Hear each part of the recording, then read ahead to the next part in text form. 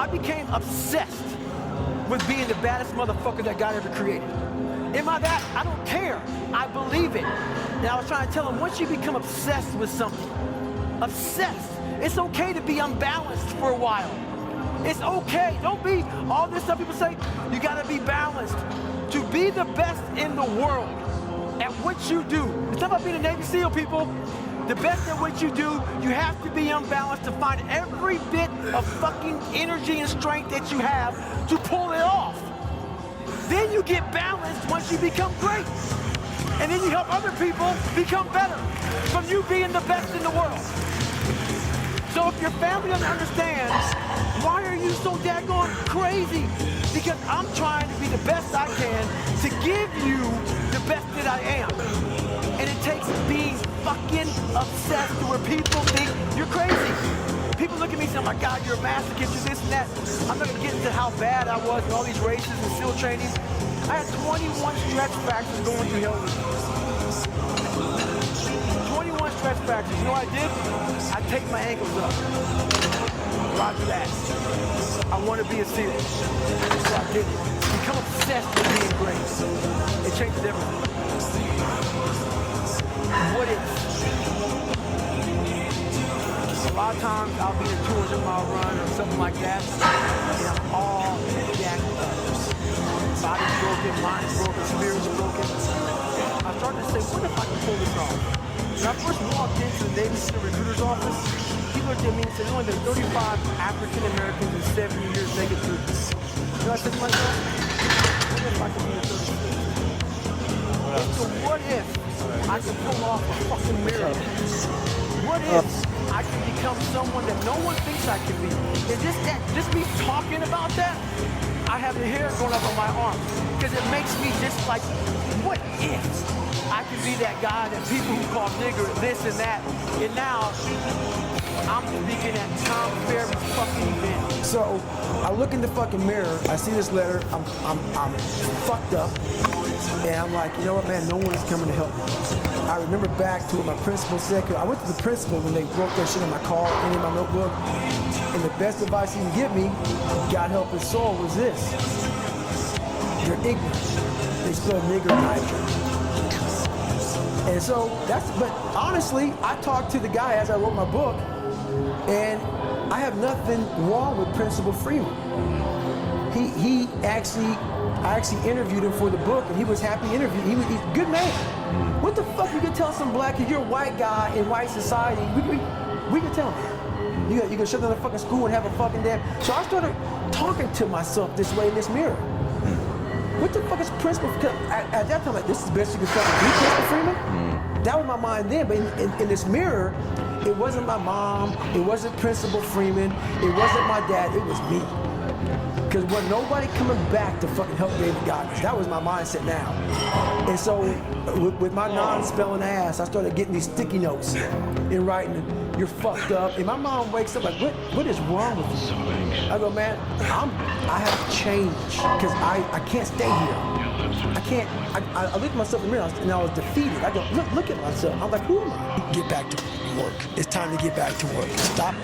I did this really good incline cable iso pull down. I put the incline bench here with the backrest here facing forward, kind of like it's inverted.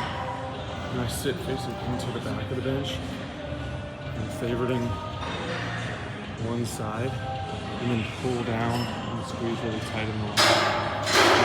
Side and favoring. You know, really heavy. I didn't film that, but it's a lifting exercise I really started liking. Time I knew what happened in their minds. They were lifting off the hope factor. They hoped the instructors would stop running. They hoped the water was never cold. They hoped the weather was fucking good. I don't live off that whole shit. I wish the water was cold. I wish them motherfucking instructors keep on fucking running. I wish the fucking rain. When the ending is unknown and the distance is unknown, that's when you know who the fuck you are. Stay hard.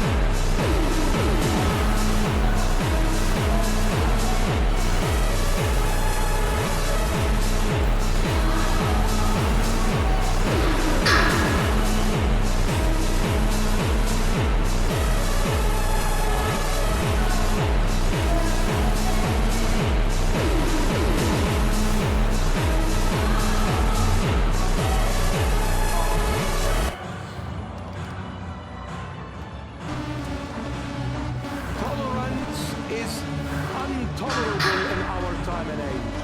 Since it is my law culture, guess what? There is no one human being that is identical to another human being. The Almighty God created us unique with our unique identity. Your DNA and my DNA is made out of 3.1 billion bits of information. In everyone's DNA, there is 3.1 billion bits of information.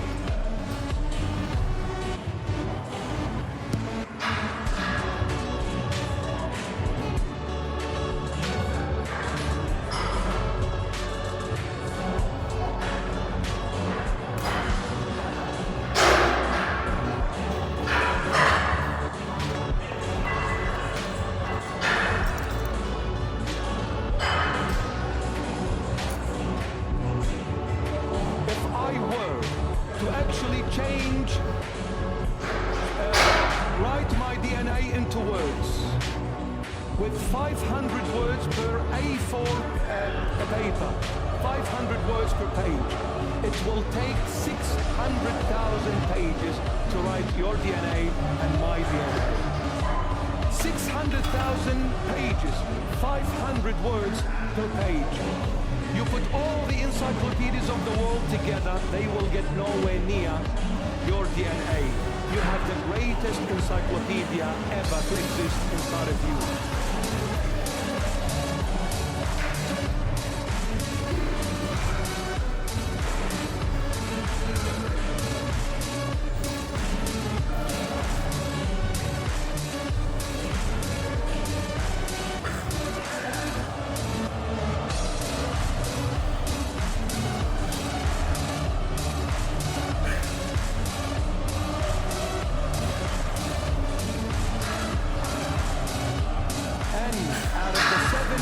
Something billion people that live on the face of this planet as we speak.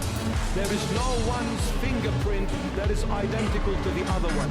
And somebody comes along and says that this all happened because it was all a fluke. Something exploded over 13 billion years ago, and out of this Big Bang, everything came into this complexity and perfection. Get alive! Get alive! Time for the sauna and Sudoku. I'm absolutely dripping. I mean, look at it off my nose. Dude, look at the sweat pile on the ground. Holy, dripping. Only 2 Sudoku, I was tripping. I couldn't, my brain was too frazzled, honestly, from the heat. So, I mean, like, I've completely swept to my pants. That's a lot of sweat. Good sauna. We have chicken Manchuria. 300. All right, peace out. I'll be back. Peace. Thanks 389 for grams. getting this stuff going. And Rice. Macros hit. Midnight has struck. Going on the walk. Thinking's here, yeah. She pooped. I tied the bag to the leash. I'm not carrying it. Walking, get the nightly walk. Snowflakes a little bit, but helping the food digest and getting the steps in before the night's over. I am making, let's see, where is it? I'm making this into my everyday music listener, at least when it comes to the gym. So I'm taking all my songs, making them MP3s, putting them in the folder, and then uploading them into a folder, and then I'm uploading them into here. So yeah. All right, we figured it out. We factory reset it. The iPod 6. Hola.